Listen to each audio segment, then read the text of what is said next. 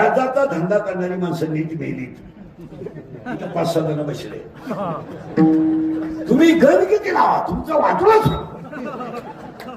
तुम्ही म्हणाल असं का म्हटलं महाराज, तुम्ही अभ्यास नाही केला. हे 16व्या अध्यायामध्ये 473 ओव्या आहेत. 473 आणि 473 ओव्यांमध्ये 2च संपत्ती आहेत, दैवी संपत्ती आणि आसुरी संपत्ती.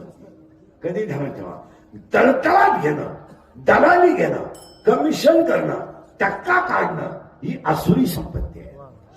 आणि घामाचा पैसा कमावणं ही दैवी संपत्ती आहे. आणि दैवी संपत्ती पुढं कधीच आसुरी संपत्ती टिकत नाही. पण आसुरी संपत्ती कमवताना जो आनंद मिळतो तो क्षणिक आहे. आनंद मिळतो. ट्रॅक्टर घे, जीसीबी घे, धाबा टाक, मार टाक, पंप टाक, इडी पोरं पायदा कर, एकच वर्ग ते फटबावलीचं ते मोकार केलं, त्याने बाप आणला, एकच पोरगी कॉलेजला गेली, ती परत आली नाही. तमाशा हो ना,